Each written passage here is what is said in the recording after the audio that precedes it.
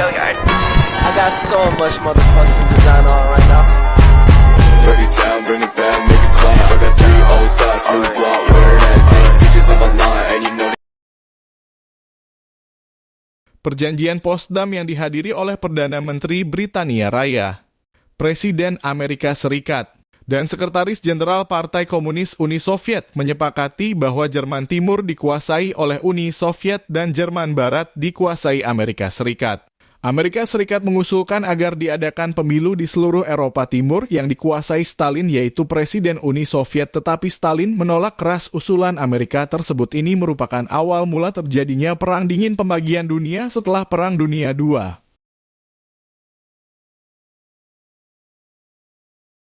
Dunia dibagi menjadi 2 blok ideologis yang saling bertentangan. AS dan sekutu-sekutunya membentuk NATO dalam kurung Organisasi Traktat Atlantik Utara, sementara Uni Soviet dan negara-negara blok Timur membentuk Pakta Warsawa. Doktrin Truman pada tahun 1947, Presiden AS Harry S. Truman menyatakan bahwa AS akan memberikan bantuan ekonomi dan militer kepada negara-negara yang berusaha menahan penyebaran komunisme. Ini menjadi dasar kebijakan penahanan AS. Marshall Plan pada tahun 1948, AS meluncurkan program pemberian bantuan asing Marshall untuk memberikan bantuan ekonomi kepada negara-negara Eropa yang terkena dampak Perang Dunia II. Tujuannya adalah untuk membangun kembali ekonomi Eropa dan mencegah penyebaran komunisme. Pembagian Jerman dan Berlin setelah Perang Dunia II, Jerman dibagi menjadi Jerman Barat yang dikuasai oleh AS dan Blok Barat, serta Jerman Timur yang dikuasai oleh Uni Soviet. Berlin juga dibagi menjadi Berlin Barat dan Berlin Timur. Pembagian ini mencerminkan ketegangan antara AS dan Uni Soviet. Krisis Berlin pada tahun 1948, Uni Soviet mencoba mengisolasi Berlin Barat dengan memotong akses darat. Amerika Serikat dan sekutu-sekutunya merespons dengan operasi lift udara Berlin yang mengirimkan pasokan melalui udara selama lebih dari 1 tahun. Akhirnya, Uni Soviet mengurungkan rencananya. Perlombaan senjata selama Perang Dingin, AS dan Uni Soviet terlibat dalam perlombaan senjata. Keduanya mengembangkan senjata nuklir termasuk bom hidrogen serta sistem rudal balistik antar benua dalam kurung ICBM yang dapat menghantarkan senjata nuklir jauh ke wilayah lawan. Perang proksi Perang Dingin juga ditandai dengan konflik dan intervensi militer di negara-negara ketiga. AS dan Uni Soviet saling mendukung kelompok-kelompok dan pemerintahan yang sejalan dengan ideologi mereka di berbagai negara seperti Korea, Vietnam, Afghanistan, dan Amerika Tengah. Detente pada akhir tahun 1960-an hingga awal 1970-an terjadi periode detente dalam kurung penurunan ketegangan antara AS dan Uni Soviet.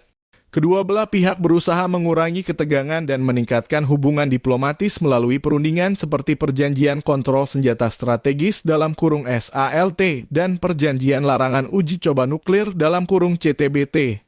Reformasi Soviet pada tahun 1980-an, pemimpin Soviet Mikhail Gorbachev mendorong perubahan dalam Uni Soviet melalui kebijakan perestroika dalam kurung restrukturisasi dan glasnost dalam kurung keterbukaan. Reformasi ini menyebabkan perubahan sosial, politik, dan ekonomi di Uni Soviet. Runtuhnya Uni Soviet pada tahun 1991, Uni Soviet mengalami kebangkrutan dan ketidakstabilan ekonomi yang parah. Akibatnya Uni Soviet dibubarkan dan negara-negara yang sebelumnya menjadi bagian dari Uni Soviet mendeklarasikan kemerdekaan mereka. Perang Dingin berakhir dengan runtuhnya Uni Soviet dan AS menjadi kekuatan tunggal yang dominan dalam dunia. Ini juga menandai akhir dari konflik ideologi antara kapitalisme dan komunisme dalam skala global.